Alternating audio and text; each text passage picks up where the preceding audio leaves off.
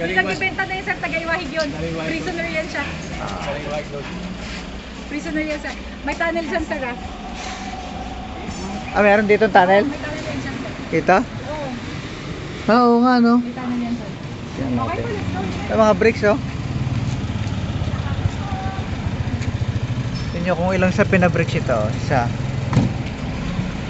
Dalawa. Tapos yung gitna niya ay simento na ba ito? Ay, paltok na ng simento. Pero ano ito? Yung tawag ito, apog, oh. Apog, oh. Sinira na ng kahoy, oh. Brick siya, oh. Brick siya pinagsama-sama. Pinatayo. Dito, bago po makarating dito sa aming pier. Yan. So, dati po, yung baywalk po namin ngayon, mamaya pupuntahan o dadaanan po natin. Tinawag po namin siya as Seaplane Base 1 and Seaplane Base 2 because naging airport po siya or ginawa po siyang landingan ng mga seaplanes. Ito po yung pier namin. Ayan lang po yan banda. So, ito po yung Plaza Quarter. Ayan, ito po siya. Ayan o, pier po namin yan. Ito po yung Plaza Quarter. So, ito po yung sulusin na yan. Papasok po muna dito yung barko. Bago po yan, makakadaon po dito ang pier namin. So, anyway po, December 14, 1944. Near end na po yun ng ating World War II. So, ang ginawa po ng mga Japanese is sinabi po nila sa 154 American soldier kasi dinelda po nila dito yun, magkakaroon na ng aerial bombing. So pinapasok po nila sa air raid shelter yung mga Amerikano, yung 154 din na yun. Nung gabi po na yun, binuhusan nila ng gasolina at sinindihan po nila ng buhay. Dito po yun nangyari sa lugar na ito. So ang nangyari po nun, ito yung air raid shelter nun. Historical.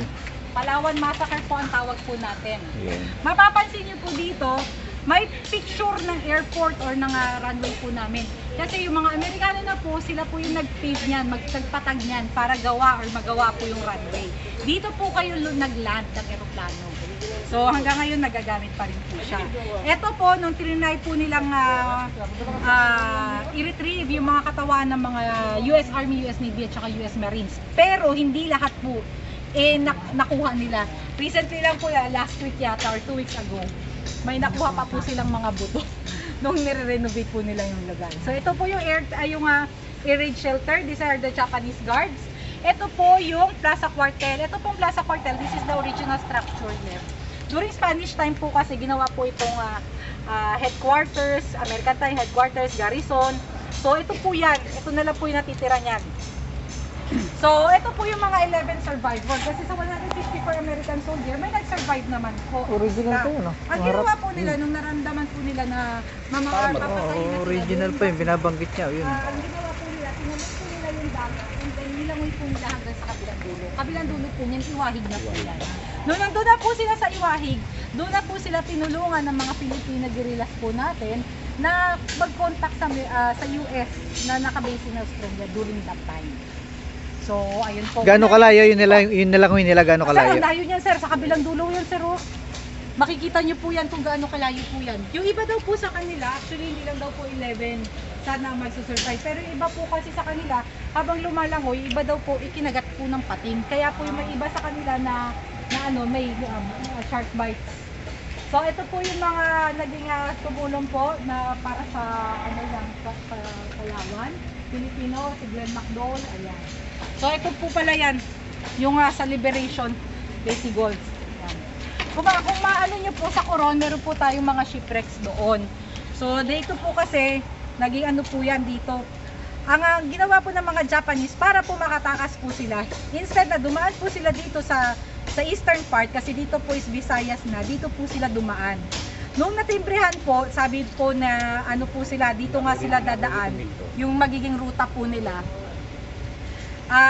Ang ginawa po, dito na po sila inabangan ng mga US. May submarine po dito na pinag-mimisal po sila. Ayan no, ayan po yan. Inabangan na po yan sila dito sa Palawan kasi west part na po yan. At dito na po sila na lubog. Kaya po doon sa Coron may mga shipwrecks po doon. Japanese shipwrecks. Tama. Nakita Sinisid ko namin. yun, no? Sinisid ko pa ngayon Nasisid eh. niyo po yun, Parang sir. sisid ko. Kasi po, ayan, technically or strategically, strategic location ng Palawan, advantage po talaga. Kasi east part, pwede pong magbantay. In western part, pwede rin pong mag-abang doon. Pero madam, Yes yes, po. sa nangyayari sa Seaport po para sa mga cruise ships po namin. So doon po sa area po na yon, nandun po yung list of American American soldiers na nag-survive po during that night. Nakalagay po dito si Don Schlott, kaya lang po unti-unti namin binura si Don Schlott. Technically speaking, Don Schlott is a prisoner of war. But 2 weeks before the massacre, nag-try po or tumakas po si Don Schlott. Nahuli po siya ng mga Japanese. Pero hindi po siya pinatay kasi po si Don Schlott ay isang medic. So hindi po siya pinatay. Kailangan po siya eh. sa Manila. Manggagamot kasi. Oh.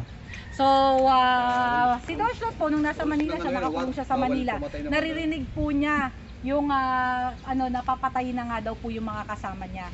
So umiyak na lang siya, wala na siyang magawa.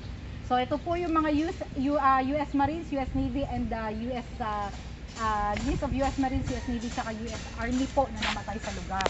So bakit po mahalaga si Don Schlott or ano pong naging ni Don Schlott?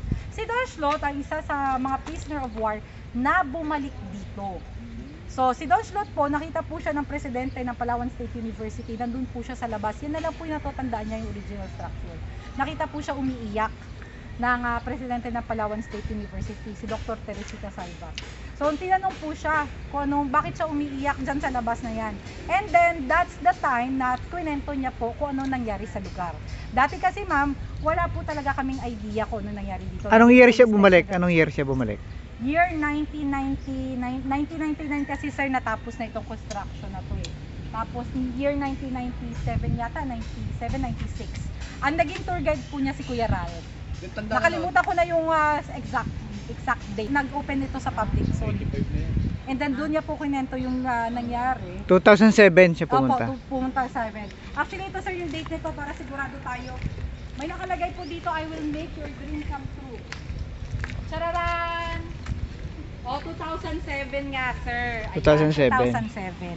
Yung presidente po, si Dr. Teresita Salva, ayan, sila po yung gumawa ng paraan para gawin po itong lugar na to. Opo. So year 2009, ito na po nangyari or inopen na po ito sa public. Dati po kasi talaga, wala po kaming idea kung anong nangyari po dito. Ngayon, May tanong daw siya si Consi, may yes tanong. po. Di ba dito yung naging garrison to ng Hapon, di ba? Yes sir. Saka bawas ng Amerikano. Opo. Paano nalaman yung mga butuan na Amerikano o sa Hapon? Actually sir, Amerikano lang kasi yung Sige, pinatay nila nagamitin. dito. Hindi mo Opo. usok doon yung mga Yung mga Amerikano. Hindi Sa amin sa koridor, alam nila. Paano sir? Kasi pag yung Japan, nakalagay made in Japan. Pag Amerikano, made in US. Pagka China pala sir, nakalagay din made in China. Kaya nalalaman. Kaya nagana. Dito sa ito Sa recently, may nakuha buto. Opo, may nakuha po. Made in US daw nakalagay, di yung Amerikano. Made in US po. Pati bala sir, nakuha nila. Ito, So ngayon daw nagawa po nila. is nasa City Hall daw po ang buto according to them, yung mga workers po. Under construction. Kasi kaya inano po nila. Kakuha ng buto ng mga Amerikano. Ito po. Tingnan natin yung tanong. Pwede kayo pumunta dun sir, mag-crush kayo. Tapos flashlightan po ninyo para makita ninyo. Ayun, lalim ano. Oh, malalim, medyo malalim po. Doon kayo sir, flashlightan po. May lamok. May lamok. Wait lang, sarahan natin kung muna yung flashlight po. Ano labas natin bahan o sa dagat na? Actually sir, ito sir, sabi po nila, meron din siya go straight dyan. Merong way din dyan going to Canigaran Beach. Yung iba naman po, way going to the airport. Ayan yan sir, oh. Ang daming lamok. Saan ang labas niyan? Saan? Yung iba daw po going straight papunta dun sa dagat. Yung iba daw sir, may sangay din daw yan papunta sa airport. Yung iba naman sir, may sangay going to Canigaran Beach. So Okay. marami po siyang labasan. Spanish period ito. Original pa oh. Ito yung mga bricks oh. Ang size niya ano, baka 1.5 by 8 inches.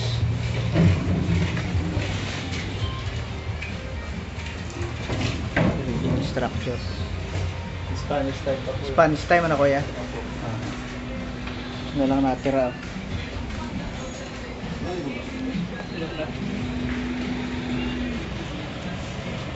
Plaza Cuartel.